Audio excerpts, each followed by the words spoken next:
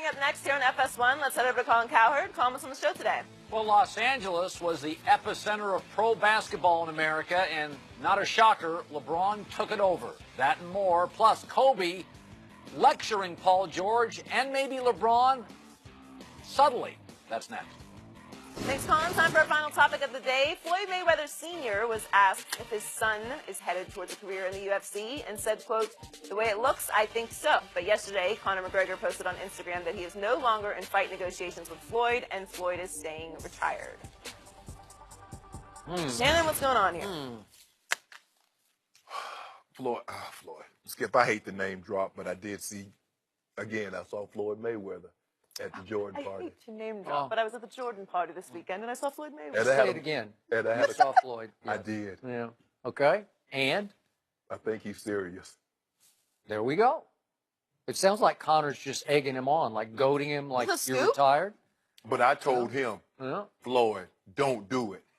I said, why? Because Skip, the man has never fought mixed martial arts. It's the future. He wants to be part of the future. I know what you want, Skip. You know what I want. You want somebody to be. I want a rematch. In the ring? Yeah. Okay, yeah. We'll get back in the octagon. No. Yes. Skip, stop. Fair is fair. Turnabout is fair play.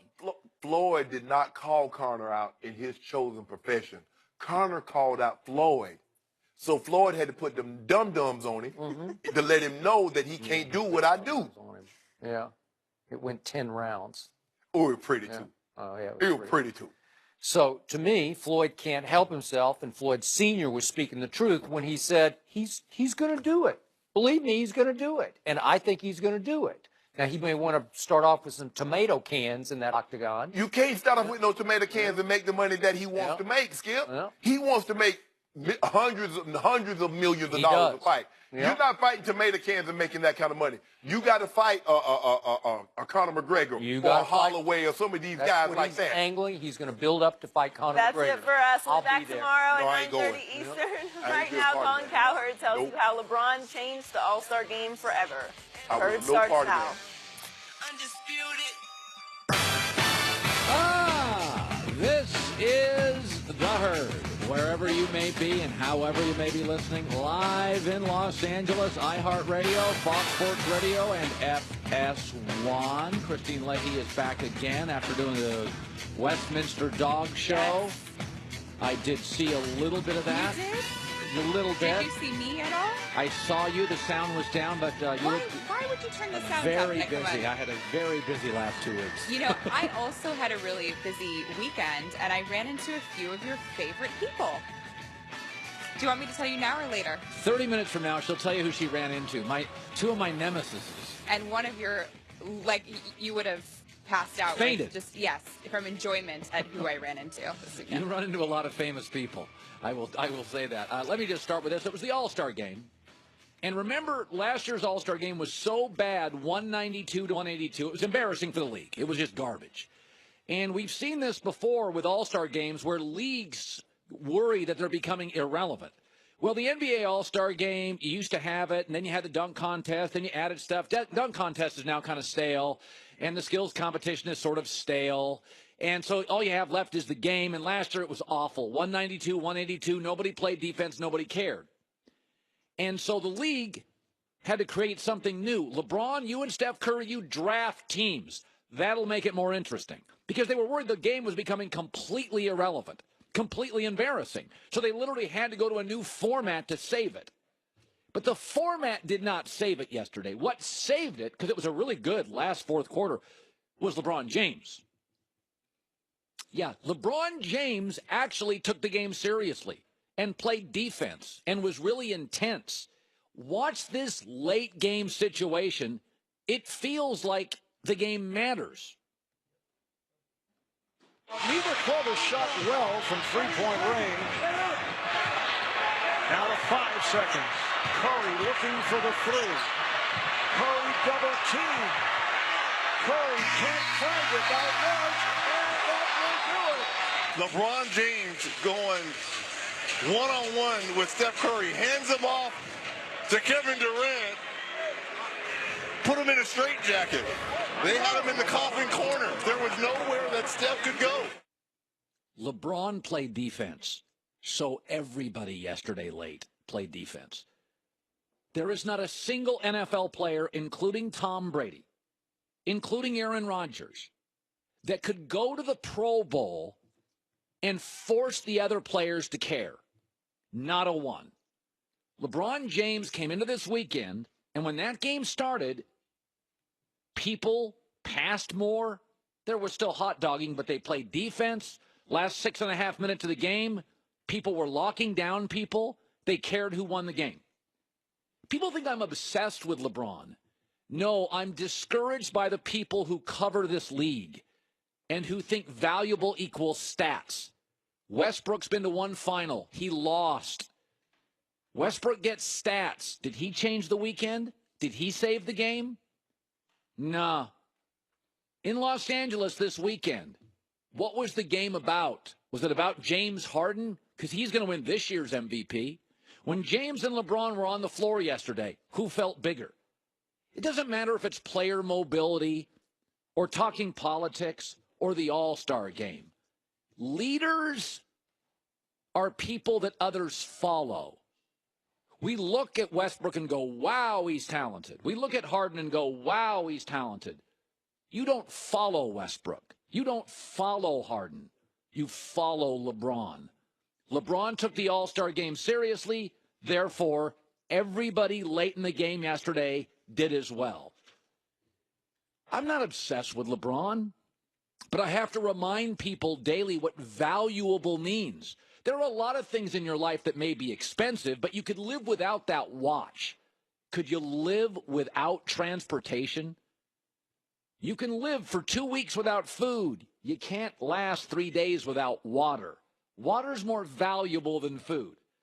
This All-Star game was dead. This All-Star game was embarrassing. This All-Star game was DOA. The commissioner literally had to tweak it to save it. But that didn't save the game. What saved the game is the best player in the world who, by caring, created a culture for 2.5 to 3 hours that other millionaires also cared. Here's LeBron afterwards. I think the format was great. I think the fans did a great job of reacting to it in a very positive way.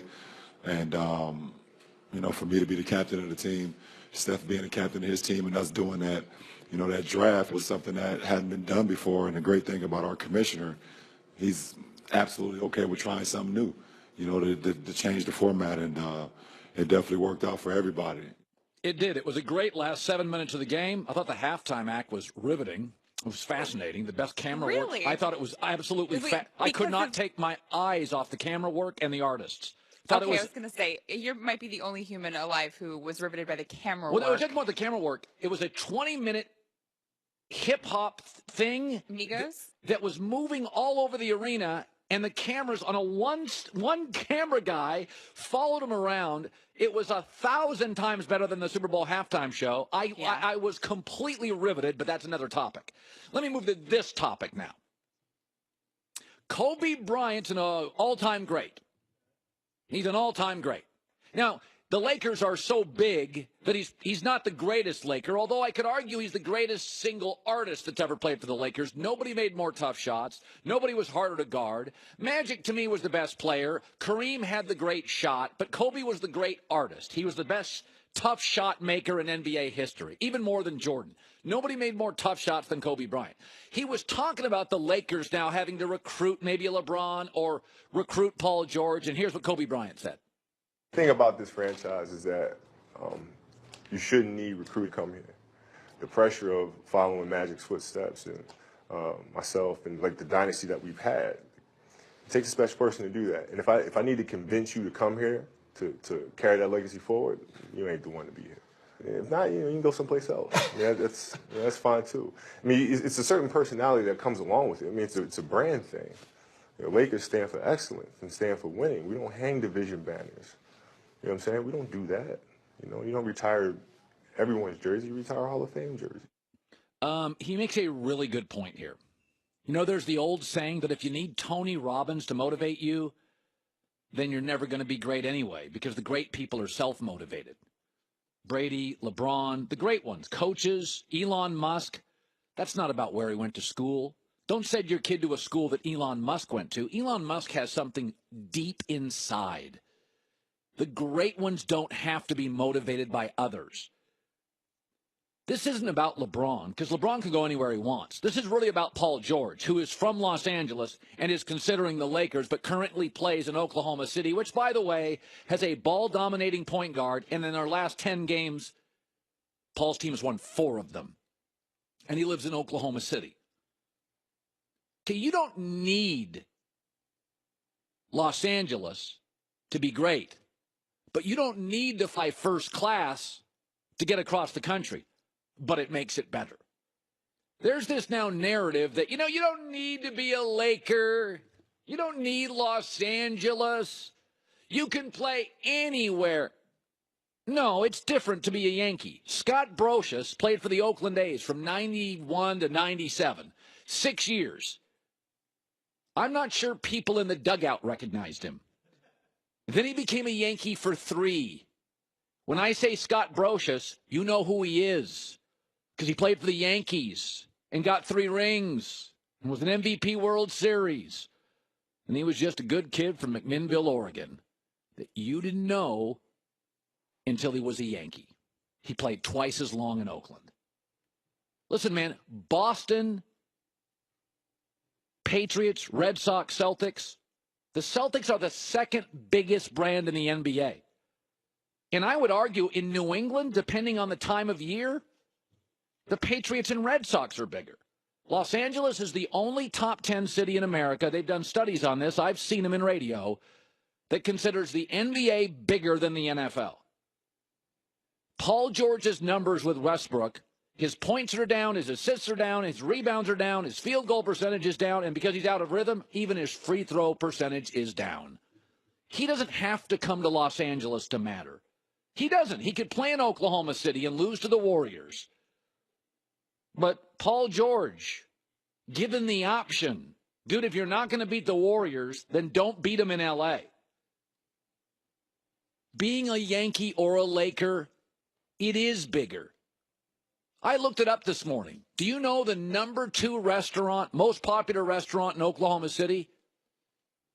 It's Mickey Mantle's Steakhouse, a former Yankee.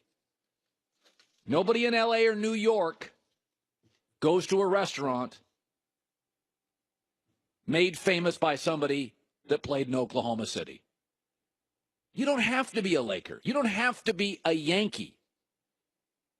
But it still carries a ton of weight. And if you've got to be convinced, as Kobe said, or propelled to come here, convinced to be a Laker, bro, you're not the right dude. Coming up next, LeBron, Fox News, politics, my take, coming up next. 66% of men lose their hair by age 35. That is a staggering number.